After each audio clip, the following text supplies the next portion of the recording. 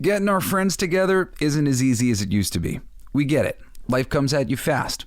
But trust us, your pals are desperate for a good hang. And when they hear you stock the party with drinks from Drizzly, they'll be banging down your door. Let Drizzly, the go-to app for drink delivery, take care of the supplies. All you need is an excuse. It doesn't even have to be a good one. It's your dog's birthday. The loquats are finally ripe. Whatever. With Drizzly, you can compare prices on a massive selection of beer, wine, and spirits and get them delivered straight to your door, which means you can entice the crew to leave their houses without ever leaving yours. Whatever the occasion, download the Drizzly app or go to drizzly.com. That's DRIZLY.com. Today. Must be 21 plus. Not available in all locations. Man, I wish they had Drizzly when I used to play D&D and Riffs. Maybe it's time for me to start again. Thanks, Drizzly. Hey, it's my song. Let's sing it. It's gonna be freaking awesome. Come on, it's gonna be freaking awesome. You know the words. It's gonna be freaking awesome. That's it. Say, it's gonna be freaking awesome. Yeah! It's gonna be freaking awesome, everybody. How are you doing? It's me, your pal, the coolest geek alive, Jesse Blaze Snider. And I've got an exciting show for you today because I'm gonna be doing some writing, basically. For those of you who've been listening for a while, you know I'm a writer. I write comic books, but I've won awards since high school for writing every different style of writing, from poetry and feature articles, plays, movies, short films. Like, I know how to work in every single area of writing. And specifically, I trained my whole young teenage life to be the it writer for Marvel or DC Comics. I did this by studying every classic story that DC and Marvel ever put out, even things that hadn't been reprinted at the time. I went and I seeked out those classic stories so that I knew them. Nowadays, most of the things that I had to go find has actually been reprinted. You can find every great story that Marvel and DC has ever put out. But it used to be a little bit tougher in the late 90s, early 2000s. And I worked really hard to be different than a lot of the writers and editors that I saw working at the company, who did not appear to be paying attention to the entirety of the company's output. Things that were going on in the Spider-Man office, the X-Men office, might not have any idea about. And, you know, it's innocent enough. These people are busy. They're editors. They're professionals. But the tapestry of the Marvel Universe, the way it all weaved together, and the DC Universe as well, that's what intrigued me the most. And I saw that that's what was giving the fans such an impetus for coming back month after month. These stories were so compelling because of the way one thing would affect another thing, with each thing building on the next to create some of the most compelling stories I have ever experienced in my life. I read books, I read comic books, I watch movies, I watch TV. I'm telling you guys, what is available in comics is better than the crap you're watching on TV and you're watching in film. Some of it's weak. I'm especially things that are being published right now. Most of the people who are making comic books right now seem to think that comic books aren't meant to be good, that they're not actually very good. So the job that they're doing as comic book writers is right on par with what we've experienced before. It's not. The quality has really tanked recently. Everything's become very low stakes, about personal stakes, about who they love and their, you know, just romantic drama. Shit that Archie comics used to be about. And if you like that kind of stuff, you know, romantic drama, that's great. There's Archie comics and there's soap operas and there's things for you to check out. But comic books have never traditionally been that. It's been about the stakes of the planet, about people's lives, big stakes. And as we get more into the little silly, petty minutia of people's lives and who they think is attractive and not attractive, it becomes very superficial because it's all about attraction when they look out into the world. Who is making them horny and who isn't? That's actually been one of the big problems with all the Batman movies they've made, because Bruce Wayne is constantly being defined by these women in his life, and these women are really meaningless and they make him look really shallow. In the comics, Batman is dealing with love maybe 5% of the time at most, probably more like 1% of the time. Most of the time, he's dealing with being the world's greatest detective, solving crimes. It's just serious shit. No time for love, Dr. Jones. That's not what a superhero is about. A superhero is about looking out into the world going, this world isn't good enough. We can do better. I'm going to help. I'm going to do something about it. I'm going to make the world a better place. So I set out to be a writer who could do this better than anyone because I understood what was going on and I was willing to honor the great stories that the audience had already embraced. And honestly, that's what it comes down to. This all comes down to the audience. This isn't about Jesse Blaze Snider's ego and I think I'm the coolest person alive. No, I don't think I'm the coolest person alive like that. Coolest man alive means I try to be the coolest person. And by cool, I mean I'm somebody who will hold open a door for you, always say thank you, somebody who's cool, like the Fonz was cool. He was always helping people on happy days. That's being cool. That guy's so cool. He's cool. He cares about other people. And this is me caring about other people. The audience is the people that matter to all entertainment. When the audience says this is good, it is your duty to try and emphasize what they are enjoying, give them more of that, allow the creative people who are bringing the stories they love to continue to bring stories that they love, to build up those creative people, to give room for all this great growth that your core audience is loving. Now, we've had a real problem with the Marvel Universe of late. Not the Marvel Universe in the comics so much as the Marvel Cinematic Universe. Well, I guess both, but the Marvel Cinematic Universe in particular. They are not listening to what the audience wants, and they have jumped the shark. I want to talk about Phase 4 in particular, but it really started a little earlier than that. I was going to say Captain Marvel, but it's actually the movie right before that. Ant-Man and the Wasp gender swaps Ghost and makes the Ghost character sympathetic. This doesn't work on a lot of levels. Ghost is kind of a creepy character. He's like spindly and skinny and he's got a creepy vibe about him. And now we've turned it into a female and she's sympathetic. I don't know about you guys, but I have a really hard time watching the UFC when it's the women. I have a hard time sometimes watching it when it's the men. I really have a hard time when it's the women. And this isn't like sexism. Well, it is. It's a little bit of sexism, I guess. But it's true. Like for people out in the world, when they see women being beaten, they tend to kind of get like a little, oh my goodness, like I don't like this. I don't like to see this because I'm not used to seeing it. So, and this isn't like, it's all well and good to challenge conventions, to challenge the idea that people are feeling that way. And maybe that's even sexist to feel that way, but it's true. It's happening for the population, which means your audience isn't satisfied when they see a woman getting beaten down, getting her just desserts. We don't want to see a woman hurt. So we got a sympathetic woman villain who could have been a creepy, scary, completely unsympathetic villain in the Ghost from the comic books. Which would we prefer? We want the villain. Marvel is screwing up all their villains, as you're going to see as I go through the list of the Phase 4 movies. And basically, I'm going to rewrite these things. I'm going to tell you how they should have been. So right here, how this should have been, Ghost... Oh, I got to turn off my darn email sound on my computer. Ghost should have been scary. Scary boy, bad guy villain. Yes, that's the beginning of this Thunderbolts movie that they're talking about, which they don't have any villains to put in the damn Thunderbolts movie because they keep killing them all. And they haven't really invented any good ones. So, creepy, scary Ghost, not sympathetic lady Ghost. I could have heard a story about this sympathetic girl, but just make her a new character. Don't take Ghost and be like, oh, we'll call him Ghost. No. Anyway, before I move forward and talk about all these things, as always, I want to say I love this stuff. I've done my best through Phase 4 to enjoy everything. And to a certain degree, I have generally really enjoyed everything. There have been major issues that I've had pretty much with every release that they've made. But I've generally enjoyed the stuff around that. I really like the Ant-Man franchise, but I didn't like this change with Ghost. I also didn't like this immediate next change, Captain Marvel. This was the biggest one. They took Captain Marvel's origin and they decided to put Annette Bening as Captain Marvel, who's the predecessor to Captain Marvel, who she basically gets the powers from, takes the mantle from. There's a pretty classic story in the comics, the death of Captain Marvel. I think they could have adapted this with Miss Marvel, had her start out as Miss Marvel, do the first movie as Miss Marvel. I think fans would have been really happy with everything. When people come away from a movie and they have so much negative stuff to say about it, it doesn't matter how much other people actually have positive things to say about it. They get affected by all the negativity and they don't bring it up.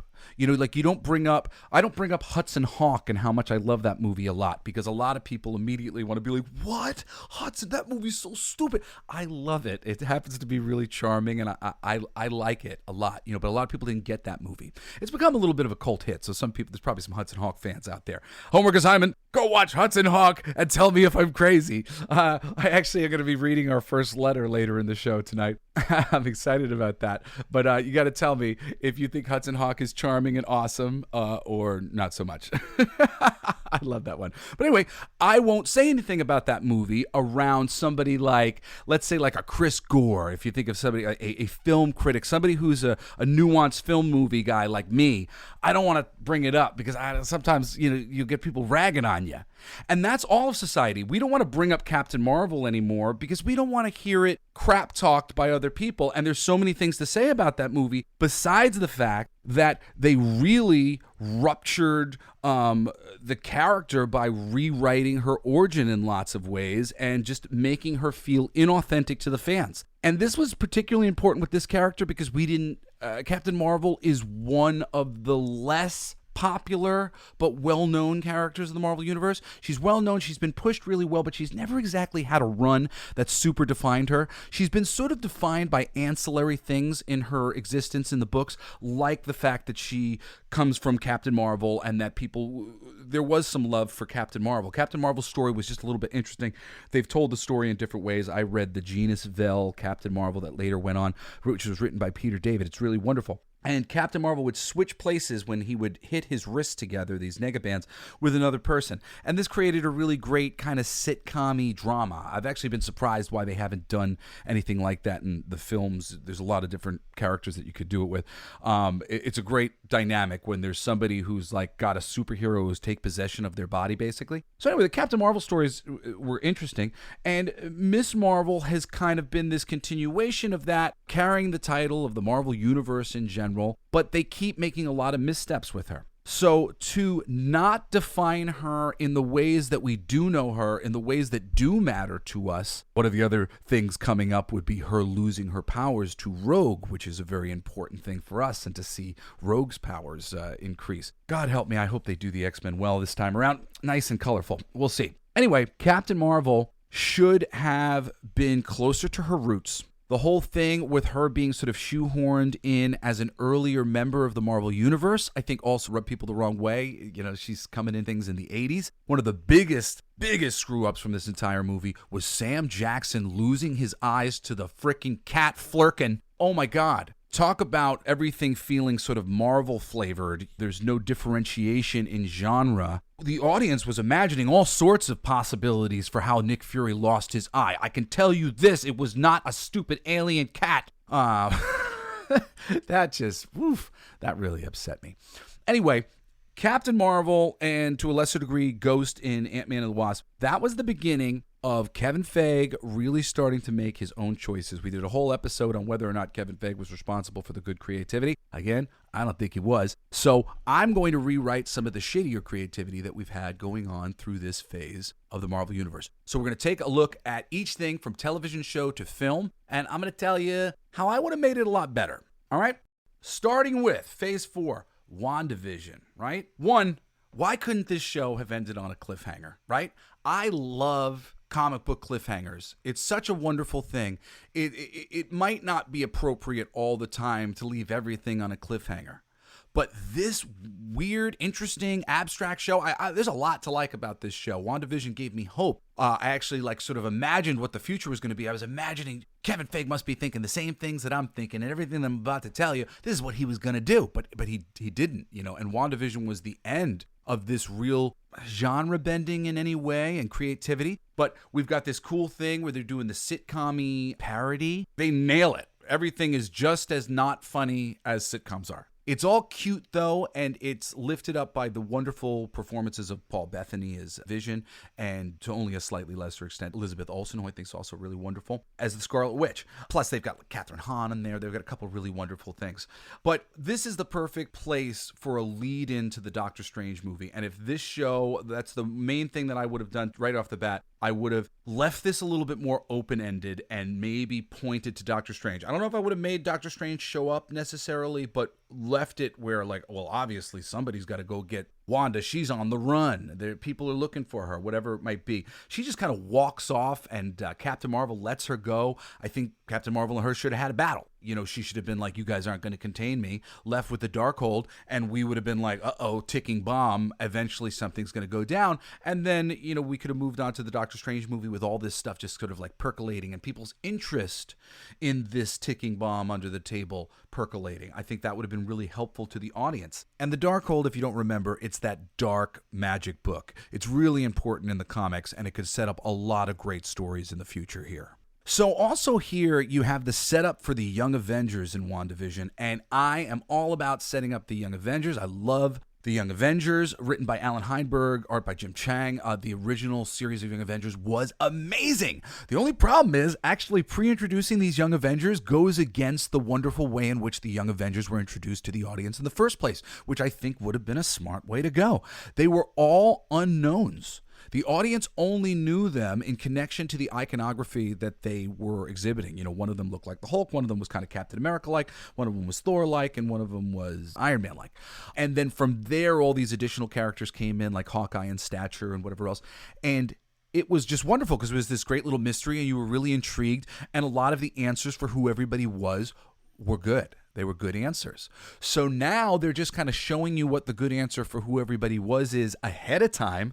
And I don't necessarily think that this lifts up the Young Avengers in any way, particular form. And I'm getting ahead of myself, but in Doctor Strange in the Multiverse of Madness, the worst part of that film is America Chavez, who ruins the artistic aesthetic of the film. She just looks out of place. It's really the big problem with her. She just looks like she doesn't belong there. When what's her name shows up at the end, the girlfriend played by Charlize Theron, you immediately go, well, look how great they look together on screen. This would have been nice to see something that looked like this whole time, instead of America Chavez in denim blowing up the whole thing. And the worst part is America Chavez is a much later addition to the Young Avengers. She's not a part of any of those stories. Those stories are Stature and Hawkeye. Those are the female characters. And then these 4 boys. So they're opening up the door for this, which is great. And I love everything about opening up the door for this in WandaVision. But again, as we move forward, I don't like it so much after that. Bringing Wanda's brother back on this show was such a wonderful idea. They brought back the great Quicksilver from the Fox X-Men universe, who we had just fallen in love with recently. And it would have been an amazing idea to basically begin the notion that the multiverse is breaking down, and through one of these cracks caused by Wanda and her tampering with the Darkhold book, and you could start to build the Darkholds and these books of magic up to be like the Infinity Gauntlet and the Infinity Gems, build these things up. That's what I would have done here. I would have kept Quicksilver around. Quicksilver would have been around. Quicksilver is a key member of many, many, many major teams in the Marvel Universe. He's a member of multiple iterations of X Factor and a great character. Love Quicksilver. It's a bummer to see him not utilized. And one of the founding members of the Brotherhood of Evil Mutants, which may be that we've had him as a good guy. We couldn't necessarily do that again, but he's not a character to discard. He's going to be needed for these other things. It was a very good way to bring him back from the dead. They should have kept that. I would have brought him back from the dead. He would have been alive still. Mostly, I really love WandaVision, so I'm not changing too much, but clearly there are a few things that I'm changing. You know, the authorities got to be after her. She did something wrong. Those people were violated. Those people would want to press charges. She gets off the hook way too easy at the end of this show, and it was just sort of bizarre. The Falcon and the Winter Soldier. So there's something that I didn't mention that was another Kevin Feige choice that I believe is a really big mistake, and that is the blip. I mean, honestly, any number of things could have been done to reset the universe and put it back to where it was. I wouldn't have aged Captain America. I would have had him come back and decide to give up the mantle of Captain America to Sam because he doesn't want to be Captain America anymore. And I'd sent him off into the wilderness to be nomad. And then I would have told these Captain America as Sam Wilson stories, or vice versa. This idea that we had to have this earth-shaking ramification of the 5-year blip where people were missing. The fact that that couldn't have been remedied with the gauntlet and the gems immediately, and that there would be this 5-year time gap. The biggest problem with it is it creates a thing where the Marvel Cinematic Universe becomes very unique from the comics, because that's not a ramification that's being dealt with in the comics in any way, shape, or form. So every which way that you change the stories based on the blip changes the source material in ways that it was never meant to be changed with, and diverges us further and further away from what we actually care about. This other universe, it's called the Marvel comic book universe. That's where the care for this stuff comes from. The further you get away from it, the less we care. Unless you're just batting 1,000 and you're the most creative person in the world and you're reinventing the wheel creatively. Of course, if that's true, then why do you need the characters of the Marvel Universe to tell stories? Just invent new ones. Otherwise, give us the creativity that we've already said, oh man, we love this. We've read this multiple times. This has been printed hundreds of times in multiple languages because of how quality this story is. Bring this story to life. I don't understand what we're missing. So everything that's going on in Falcon and the Winter Soldier is about the blip. Terrorists, and they've got a lot of ties to modern day politics. The closer you blur the lines between politics and the entertainment that we're watching, when it's really obvious and ham-fisted in any ways, it turns off the audience. Nobody wants to be preached to. Even if you agree, you're like, yeah, I know, God, ugh. Nobody enjoys the experience of having their stuff adjusted to fit political ideology. It's really just, it's very obvious. People see it and it just doesn't seem natural. It seems like a wart or a pimple on a person's face. You're like, ugh, just you got to get rid of that big bump. That's not natural. That shouldn't be there. That's a clear sign that something is wrong. It doesn't fit with the natural symmetry that is built into the art that we wanted to see made into something. You shoehorned in this thing that doesn't belong there, and now we're noticing. The audience is noticing, and I think Falcon and the Winter Soldier was the beginning of people really noticing a lot of politics on display, and I wouldn't have done that. I wouldn't have made that so overt and made any part of the audience feel bad. If we all like Captain America, that means we're all fundamentally the same on some level, and I want to appeal to that aspect of my audience and nothing else. The villains here are terrible. I would have done something with the Serpent Society probably. The costume budget would have been big, practical effects, and had some really cool villains. Get some damn villains into the Marvel Universe. Instead, we got a bunch of guys wearing black masks with red handprints on them, I'm pretty sure. And with Captain America-like powers is ugh. They introduce U.S. Agent here. That stuff's great.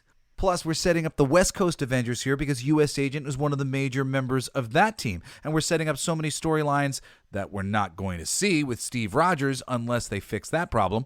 But I digress. There's some good stuff in this story. But this hyper-politicized thing, I would have seen a story that was more like Falcon and U.S. Agent competing for the shield because the government is being racist and they want to give it to the Winter Soldier, who they think is more like controllable or something, and the Winter Soldier doesn't want it because Steve gave it to Sam, and he's honoring that, because the Winter Soldier's got a lot more years in the military and like time. He's hundreds of years old, so it doesn't necessarily make any sense. But if he was like, deferring it over to Sam, no, like Steve believes in Sam, I think Sam's the one. And then the government was like, well, here, we're going to give it to the U.S. Agent instead. And there was some sort of battle over the shield. That would have been really fun. A vacuum's created because dude leaves as Nomad, and now you can have Steve Rogers show up at the end, or eventually that leads to some showdown in a film where Steve gets to show up and it matters in some cool way for him to make a cameo. So I would have done something like that. Additionally, we got the introduction of Isaiah Bradley's grandson, that's his name, the black super soldier from the miniseries Truth, which is a great miniseries. And honestly, that would have been cool for them to adapt. An adaptation of the Truth, perhaps with this fighting over the shield idea hanging in the background.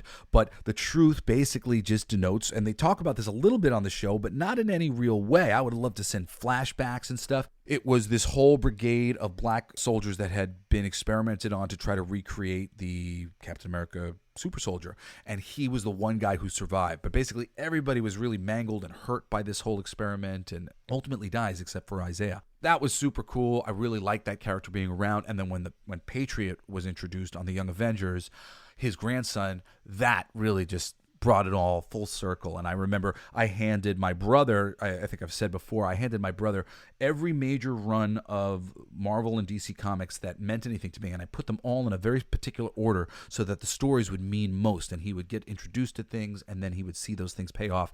And The Truth and The Crew, which starred Isaiah Bradley and a couple other characters, it was all like a team of all black characters. It was written by Christopher Priest. I really like him. He's a great writer. War Machine, a couple other characters. And then the third series being Young Avengers. Those things were really satisfying to see that character being brought into the Marvel Universe, and it meant something. I really think that they missed an opportunity not doing that story with more dignity. They so often will add in something from the comics, but they really brush over it. They don't really give it the fair time and care that it was given in the comics, and it's the time and the care that went into it in the first place that made us care as an audience. So maybe you should think about giving things that matter to the audience more time and care, instead of just like, hey, look at the thing we mentioned. You mentioned it. No, like give it to us. Give us some time. Make the rest of the people love it the way we love it. Like, I've talked about this before. The reason we are so passionate about this stuff is because we want to pass it on to the next generation. We want to pass it on to our friends and our family. That's how this stuff has become so popular, because we have a desire to share our joy of geek culture with the rest of the world. And I really want to share my joy of geek culture and some of these comic book stories that they're missing the opportunity to adapt so badly. I do. Moving on to Black Widow, our first movie on the list. One, it should have come out sooner. I would have released this sooner. It really just is a no-brainer, as she's been such a hit character. After the Avengers was such a smash, I would have put Black Widow on the marquee docket somewhere. It should have been more of a spy movie, like the Jason Bourne Identity kind of thing. So I would have got a director who had a little bit more of that style, and I would have been more grounded and felt less generic Marvel movie. This isn't like over the top with sky beams and stuff, as the term has come to be, but it is just way more of like, I don't know, a superhero movie than it is a spy movie. And she is a spy, and I would have rather to see this handled a little bit smaller. I love the choices of David Harbour and that other actress for Black Widow, whose name I am forgetting right now. I wish I remembered it, because she's so Florence Pugh. She's amazing. What a great actress she is. I don't think I'd have let the mother of the Black Widows get away with what she got away with. I don't think I would have allowed them to avalanche an entire prison and probably kill thousands of Russian people. There was a number of choices in this movie that I didn't necessarily agree with, but in general, I did enjoy myself. And I do think that if it was handled with a more grounded style of filmmaking, it would have been really strong. Also, never in a million years would I have done this stupid Taskmaster is actually a girl, even though it's clearly a man in the suit. I mean, what a stupid, oh, we tricked you. You didn't trick us. You put a man in the suit, and then you switched it to a lady all of a sudden. I mean, that was weird. And disappointing. Taskmaster is an awesome character. People like Taskmaster. I really do. There was no reason, like Boba Fett and Darth Vader's like you don't have to know all this weird little backstory thing about it. It's cool to have a badass sidekick bodyguard who's sitting there. If that dude who was the head of the Black Widow training organization, he had this Taskmaster guy who's just beating everybody down, that is plenty cool. You don't need to add some additional story about how he's a really screwed up father or whatever. We already feel like he's screwed up towards the Black Widow people. So that's stupid. Another thing of like, oh, Taskmaster's going to be in the Thunderbolts movie. And I don't care, because it's not Taskmaster. It's not the character that I know and like. Taskmaster, who has relationships with Deadpool that I find interesting. Taskmaster, who has history and relationships with the Avengers and Captain America that I find interesting. And I would love to see brought to life on the big screen. Again, with Steve Rogers being old, those relationships with the Taskmaster and some of these things, they fall by the wayside, which is why they really, and I would have been putting these things back together. You took it apart, you got to put some of this shit back together. We'll talk about that in a minute with Thor. Loki.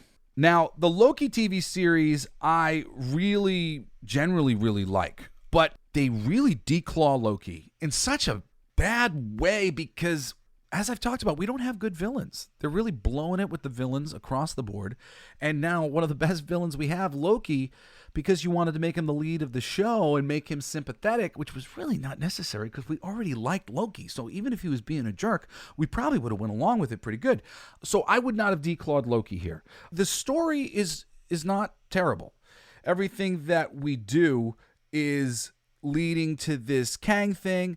Kang's kind of presented in an interesting way. Loki falling in love with himself, meeting variations of himself. It is all kind of fun. But some of the ways in which it's flip is turning Loki into not a serious villain. That's a problem. Turning the Infinity Gems into kind of a joke. Oh, here are the Infinity Gems. We have them in our office. We use them as paperweights here at the TVA. That was all weird. And there's some of that Rian Johnson, I think they're making fun of us stuff going on, where like the Time Masters and everything, they looked really cool. They looked kind of wonderful. I was so into how the Time Masters looked. And I'm like, would it be so bad and so wrong if there was, like, we could see some of the cosmic beings in the Marvel Universe presented in this way, sort of larger than life, almost animatronic and godly? There was really cool. And then, its head falls off and kind of felt like I'm being made fun of here. You goofing on me, Loki producers? But honestly, this is the first show where I have to say I would not have done anything like this. There are Loki comic books. Some of them I've heard are really good. I definitely have read some Loki comic books in my life, a mini-series here or there. There's been some really cool stuff done with that character.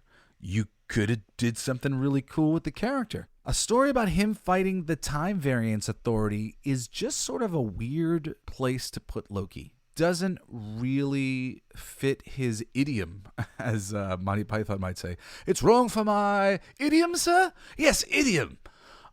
It's the wrong idiom for Loki to be in this Time Variance Authority situation. So that right there just kind of queers him, because it doesn't play to his strengths in so many ways, and it ends up just being a vehicle for the actor Tom Hiddleston, who I love. But what's the point of that?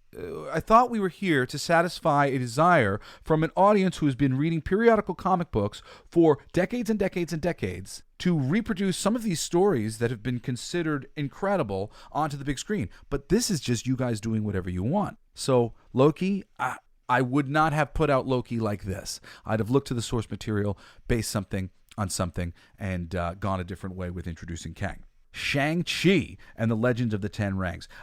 Okay. Here we go, continuing to differentiate the Marvel Cinematic Universe and show all the different genres that we can do. We do a straight send up to Bruce Lee. We make a spiritual successor to Enter the Dragon starring Shang-Chi. We make it very grounded and just a little hint of magic. The magic that would be to come in like a third film. Never in a million years would I have this freaking story with his sister where he leaves her behind and he knows that she's there for 20 years and he doesn't even go back to check on her until she's an adult to see if she's okay. I literally left the theater and kind of yelled at my children because I was so mad about the movie that I'm like, that what he just did in there is not heroic at all. That was really lame. He left his sister behind because he didn't like the situation he was in with his evil father, and he left his sister behind with his evil father. He should have brought the sister with him, came back for the sister, any number of things. He had no idea what had become of his sister. What a terrible example he's setting for other people. You know, I want to see heroes be heroes, and that was very unheroic. Didn't like that at all. So it wouldn't have been like that. Would have been way more grounded, and I would have showed way less boob. They were like full boob, and I would have been like just a little nipple, just a little bit, because it went too over the top too fast. Shang-Chi, the reason why you like him when he shows up in the comics is it's like, oh man, Bruce Lee's here. He's going to kick some ass. That's all we really care about when it comes to Shang-Chi. All this other stuff is just sort of like too much too soon. And it was just over the top and too jokey, and wouldn't have put Aquafina in there. It would have been a friggin' hard-boiled John Wick style action movie. That would have been my Shang-Chi. All right, moving on to Hawkeye. Hawkeye, I love this one. It's another Young Avenger getting introduced. Unfortunately, there's a whole bunch of problems here. Hawkeye is like one of the closest adaptations they have. They adapted, I think Ed Brubaker had written the Hawkeye series. I've only read like the first arc of that thing, but it was really good and really well done. David Aja, maybe Aja, something like that, is the name of the artist. And he had a great style that really brought out aspects of the character that was cool. The aesthetic of Hawkeye always having bandages on his face and always being a little beat up, and there was lots of really good silhouettes. Unfortunately, Hawkeye has always been like a Dick Grayson kind of character, if you're familiar with that character, who's been like a single dude out on the prowl. He comes from a circus, but they rewrote him by having him have a family, even getting all this backstory with his family maybe now being Mockingbird, which you find out at the end of this Hawkeye series, which is cool. That brings him full circle and kind of recreates him into the character that he was always meant to be. But it definitely just feels a little different, him having this family and some kids off somewhere, and who the character is just kind of, they're always trying to break up Peter Parker, because when he's with Mary Jane, to a certain degree, the stories feel very different. When he was single and dating and dealing with different things, the stories had a certain feel, and they feel very different when all of a sudden these pieces of the character have been changed. So even though they're being very accurate, it somehow still doesn't exactly feel authentic and accurate. But their introduction of Kate Bishop, the female Hawkeye from the Young Avengers, is great. The actress who's here, I don't know the name of this actress, but I think she's awesome as well. Not quite as great as Florence Pugh, who makes a guest appearance here and is awesome, but pretty darn great. And it was great to actually see those two actresses work with each other, because Hailey Stanfield, I think is her name. She's really great. This was cool. The biggest changes here that I would make is like, oh my God, they reintroduced Kingpin from the Daredevil series just to seemingly kill him and emasculate him at the end of the show. Like all the work they did putting into building up how smart this guy is, how calculating this guy is. And this show made him look so frivolously stupid in one episode of the show. I love the show until the last episode. And then pushing an Echo series on us when Echo still hasn't really been introduced in any of the ways that we would like to see. She has a history with Daredevil, and like build that stuff up.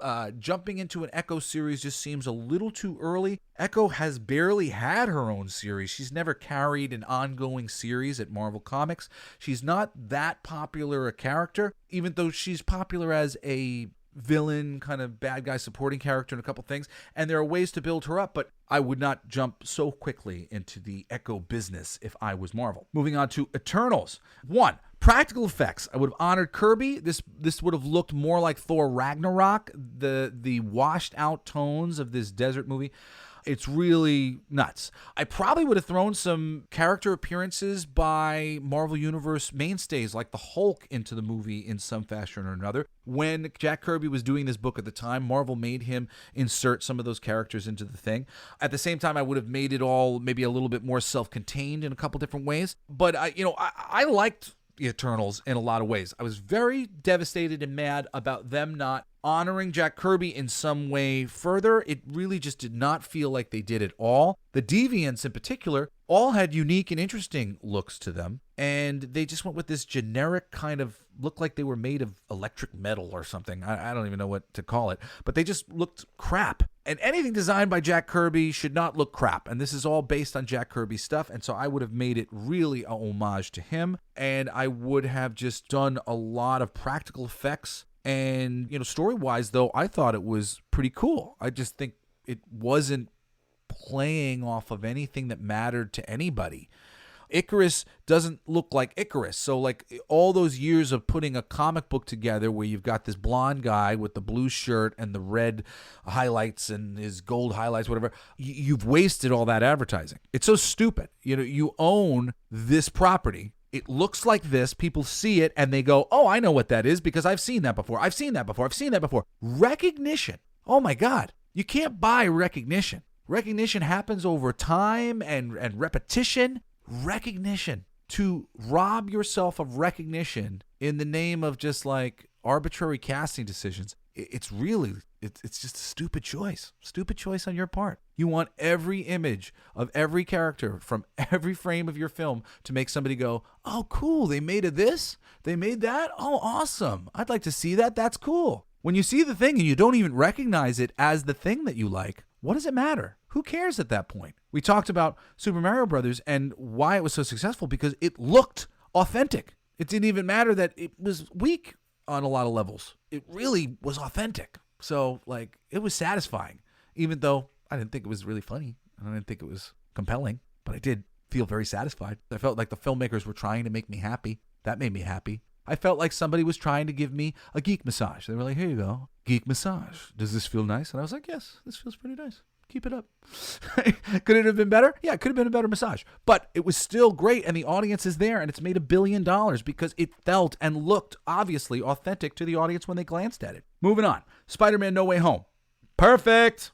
Doctor Strange in the Multiverse of Madness. Okay, here's what we do here. First, we get rid of America Chavez. We're introducing the Young Avengers. She doesn't show up on the Young Avengers for, I don't know, maybe even like a decade after the Young Avengers are introduced. She was not introduced for a long way afterwards. So we don't need her anytime soon. So she's not a part of this movie in any way, shape, or form. And instead, we've got Doctor Strange using magic to jump through the multiverse. And because around this time, and this is what I believed that they were going to do, they had got the rights back to all of the films that they had made with other studios. So you would have had Benedict Cumberbatch's Doctor Strange teaming up with Wesley Snipes' Blade, Nicolas Cage's Ghost Rider, and maybe a little appearance here or there from like Dolph Lundgren with a proper Punisher shirt on. I don't know if you remember the old Dolph Lundgren Punisher movie. He doesn't even wear a Punisher shirt. He's just in a black t-shirt. I never actually watched it. I watched like pieces of it years later because I was so mad. So give the fans what they want. Put Dolph Lundgren in a Punisher shirt and a quick little cut by. Get a little appearance by Morbius in, at the height of his special effects makeup courtesy of Sony Pictures. Instead, we get Xavier and we get a Reed Richards that isn't one of the Reed Richards. If you're going to kill a Reed Richards from another universe, kill one of the existing Reed Richards.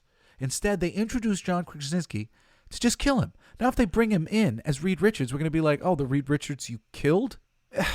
That movie would have been incredible. Can you imagine Doctor Strange walking around through the multiverse with Ghost Rider and Blade? That's something from the comics. Not necessarily exactly that storyline, but the Midnight Suns and the Secret Defenders, these are teams that Doctor Strange has had to put together at various times to get some shit done.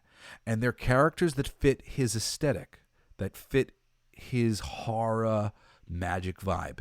And Blade and Ghost Rider do. America Chavez does not. Get that bitch out of here. It should have been more focused around Baron Mordo, and possibly you bring in, if they obviously wanted to do more with Catherine Hahn and her witch character, you bring in Agatha and Baron Mordo manipulating Scarlet Witch, and Scarlet Witch as the bad guy. That's what I would have done. People would have been losing their minds. It would have been the greatest thing ever. Oh my God, just thinking about that and the missed opportunity that was. I imagine that on some level they would have done something, probably small, as I was imagining. But they did nothing. Nothing good. They literally just emasculated the Illuminati and made the Illuminati in that movie look terrible. The Illuminati of the Marvel Universe are great, are the pillars of the Marvel Universe. They're like the leader characters from all of the major factions of superheroes in the Marvel Universe. And they have been positioned in the comics as on high. They are a big deal. Wanda killing those people in the movie meant nothing to the regular audience. It meant something to the fans. And it basically meant, you don't get it. You guys who are writing this don't get this. And you've just destroyed the power of the idea of this Illuminati group. And now when you introduce them in the comics, in the films in the future, in a more meaningful way, the stink of this scene of these characters being destroyed so easily by Wanda in a snap of a finger will remain. And that's unfortunate. I never would have freaking did any of those things. She embarrassed those characters. She made them look bad. I remember at one point in time, I was really embarrassing the Wrecking Crew in a Hulk script that I'd written. If you've ever read a comic book I wrote, ended up coming out called Hulk, Let the Battle Begin. Part of the story in there is the Wrecking Crew and him fighting them, and he really was taking them apart and embarrassing them.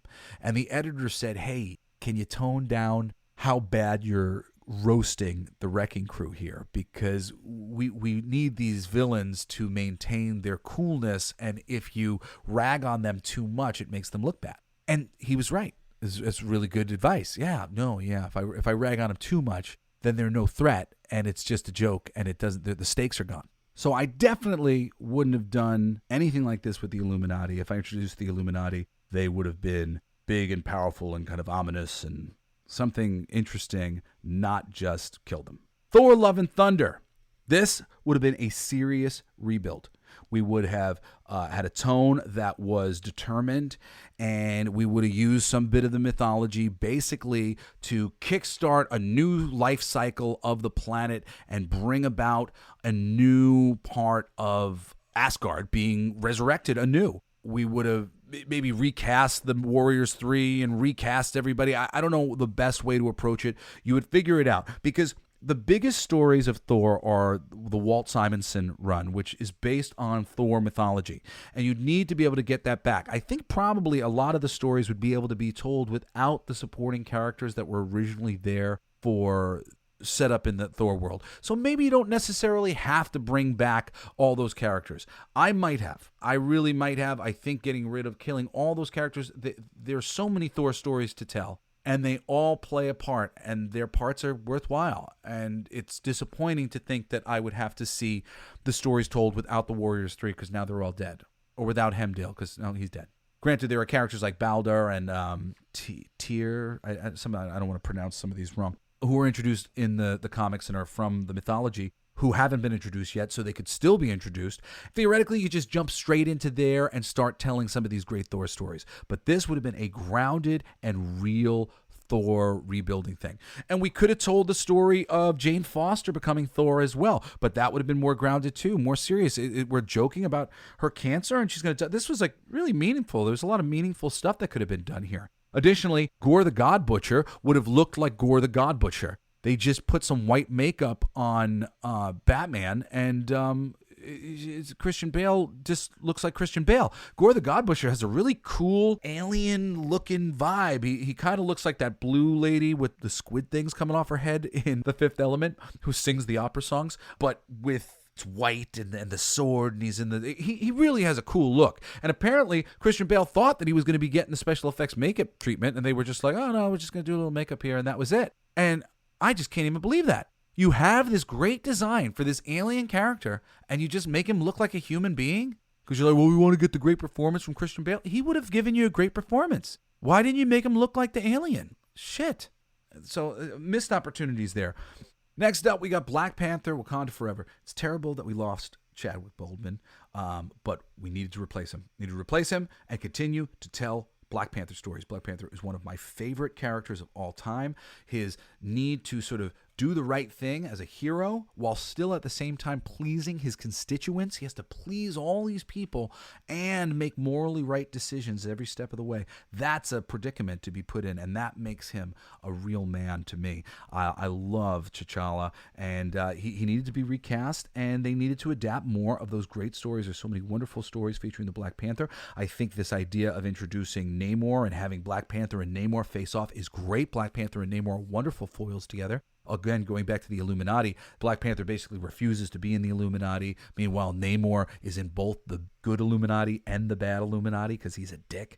And, you know, the Namor in this movie is Namor in name only, and he's barely even that. Namor. That's not Namor. So I would have had a real Namor. We would have reintroduced a new actor as the Black Panther, and we would have continued to tell wonderful stories with the Black Panther, and perhaps begun to introduce and tease the Fantastic Four. Definitely wouldn't have introduced Riri Williams, Ironheart. There's a trouble with introducing Riri Williams the same way America Chavez. There are different characters who come in at different ages, and there are different tiers of characters who grew up together and other tiers that didn't grow up together. If we want this Marvel Cinematic Universe to look anything like the Marvel comic book universe that the people are hoping it will, we need to time all these things so that it's not an obvious choice that Ironheart should be on the Young Avengers. Now it is, if she's coming out alongside these guys at the same time. Ironheart didn't come along until later. Ironheart is on some other teams like the Champions, which have some fans and whatnot. And there are some characters there that can be introduced and stories that could be told, but they're going to end up kind of mishing this all together in a way that is not the meal that anybody ordered. And we're not going to want to eat it when it comes. Additionally, I think the Ironheart character is completely redundant in a film with Shuri. Don't make Shuri less special by putting this character in the movie. Shuri was cool, and you want us to view her now as being turned into the Black Panther. I really think kind of Ironheart just makes her a dime a dozen, unfortunately. Next up would have been the Marvels, but it's been pushed back multiple times, so the Marvels still isn't out yet. Then we got Miss Marvel, which I didn't see it. So, I'd have waited on that one for a while myself. Again, screwing up the age groupings. She's more in line with like an Ironheart age grouping. People are going to be like, well, why isn't she on the Young Avengers? Well, because she's not on the Young Avengers, and that would change the whole team. There's a team dynamic that we were reading, and we were like, yes, Young Avengers is great, and we made Young Avengers a hit. Not because Miss Marvel was in the book. She wasn't. There were a group of characters who were in the book, and oh man, we loved seeing them interact together. It was a really fun time. I'd like to see that adapted. I don't want to see it screwed up by adding these additional characters, shoehorning them into the story. I want to see a really quality adaptation of the thing that I read that I really like, and I would read again, and I would recommend to people. This sucks. All right, getting down to the bottom of the barrel, we got Moon Knight. I would have put more Moon Knight in the show. I don't know. It would have also gone a lot darker, would have had a horror tone, more similar to Doctor Strange and gritty, continue to build up that universe, have an additional character that might be interesting to put in there. I might have made a little appearance by Moon Knight in the Doctor Strange and the Multiverse of Madness show at some point, if it was appropriate, had it end with something like that. Again, another character who's from that more kind of magic-y, mystical horror side of things. Moon Knight first appeared in the Werewolf by Night comic book. And that would have been a wonderful thing to have him. It would have been even cool to have Moon Knight show up as a guest star in the Werewolf by Night horror thing that they did on the Disney Plus channel that was in black and white. Great place to have Moon Knight show up, black and white show, as a tease, and then do the show. So those would have been some things that I would have done right there. My children were not remotely interested in the Moon Knight show, and I think that's because it was such an adult subject matter without really being adult subject matter. I would have considered making it one of the first R-rated shows, knowing that Deadpool and Punisher and Wolverine and all these other characters were coming down the pike. Start building that mature universe. I might have started right here with Moon Knight and do something really violent and cool. The Moon Knight comic is some of the best runs have been very, very violent. She-Hulk. I wouldn't have done anything the way that they did it. I would have kept her origin the way it was. I would have had the Hulk save her, would have had her grateful, would have had her grateful to be She-Hulk, excited about it, and just enjoying her life as this person who has the ability to turn into a giant Hulk rage monster. She-Hulk, Jennifer Walters, is a wonderful character. There are wonderful stories that I have read that could easily be adapted. It's really just such a missed opportunity. She-Hulk could have been a marquee Marvel show, and instead it's... All right, we're getting down to the end of it now. I'm going to skip Ant-Man and the Wasp because I did a whole episode on Quantumania just recently. So if you want to hear my thoughts on how I might have redone Ant-Man Quantumania, you can check out the previous episode of the show I did on that. Finally, Guardians of the Galaxy Volume 3. Well, I would have built this thing for long distance running. If we're going to introduce Adam Warlock, I would have set up a story that got us on the path of the Infinity Gems. Like, I think the movie with Iron Man, instead of him snapping his fingers and there's a blip and all this stuff, I would have had Iron Man's wish have been basically that everything went back to where it was because Thanos was never born or something like this. And that would have put the gems back out into the universe. And then somehow, for whatever reason, there's a few people who still know that they exist. And maybe Adam Warlock is one of them. And he has to put together the Infinity Watch, which is a group of characters to go out there to get the gems so that we could protect them and make sure that nothing like that ever happens. Again, there's all these stories from the comic books that are very beloved that could be adapted from the comics that are basically that premise. And that's what I would have set up. I would have had this movie tell its own story, but at the same time, done the world building so that by the time it ended, we were setting off on a new path for the future of the Infinity Gem storyline, finally bringing in Adam Warlock, who's a character with a lot of stories in him to tell. And that would have satisfied the fandom. I think that would have made us all very excited about things. You know, that Adam Warlock that we introduced in the movie, he's Adam Warlock by name only. So that ruins that situation for the fans. Because when we see a character being introduced, we're like, oh my God, that opens us up for this story and this story and this story. And then if they're done incorrectly, then it closes all those doors. Oh, we can't do that story or that story or that story. Okay, damn it. All right. So to completely wrap this thing up, the only things that I'm like missing here is they did the I Am Groot thing, which was adorable. Sure, I'm into it. Werewolf by Night, which just seemed like a waste for me. It was a little special in there. It seemed like you don't believe in the characters or the material. It's like a coward's way of continuing to utilize those characters, Man-Thing and Werewolf by Night. I don't know. I think if you were doing better with everything across the board, you could just make a great Werewolf by Night movie and people would go see it like it was a normal thing and like it doesn't have to be this little special, which is good and kind of generally maybe better than a lot of the things that they've actually put out that I just talked about. Again, I don't know. I don't feel like this was scratching the itch that we all wanted scratched. But the Guardians Holiday Special, that was perfect. I am losing hope for a lot of this material. I'm hoping that Kevin Feige and Marvel make an immediate turn in what they are doing and try to deliver this material in a way that the fans will love. That wraps up my show for today, but I have a Dear Jesse letter. Yay! Dear Jesse, just finished your review of the Super Mario Brothers movie and thought it was a really insightful breakdown of the whole thing. Thank you. I wasn't exactly sure where you came out on it in the end, though. So just give me a rating. How many stars out of 5? Out of 5. 3.5 to 4. How's that sound? 3.5 to 4. Which would be like an 8 or a 7.5, 7 or an 8. I thought more good than bad, but these things can always be better, as I say. You said, love the show, by the way. I've been listening for a while now. Your kids are adorable. Oh, thank you. Much love back to you for doing it. Your passion is definitely on display at all times. Ha ha. Oh, yeah. Ha ha. You laughing at me at home? It's all right.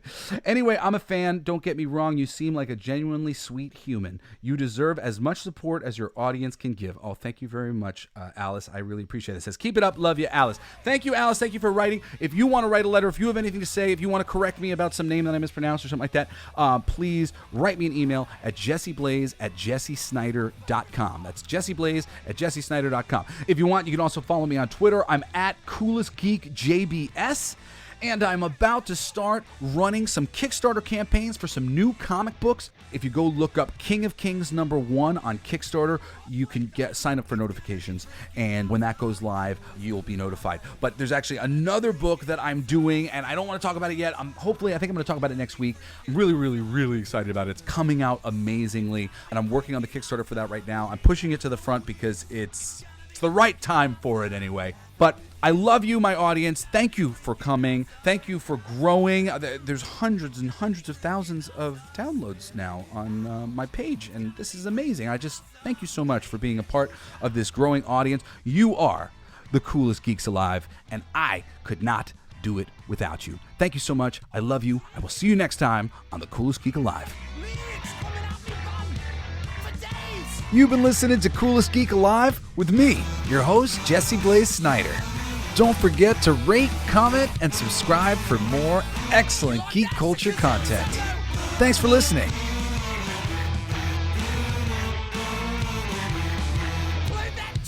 It's gonna be freaking awesome. Talking some shit. It's gonna be freaking awesome. Living the shit. It's gonna be freaking awesome. Food in our mouth. It's gonna be freaking awesome. Get in the mouth. It's gonna be freaking awesome.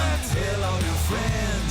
It's gonna be freaking awesome. Call right or text. It's gonna be freaking awesome. Raising the bar. It's gonna be freaking awesome. Straight to the stars. It's gonna be freaking awesome. It's starting soon.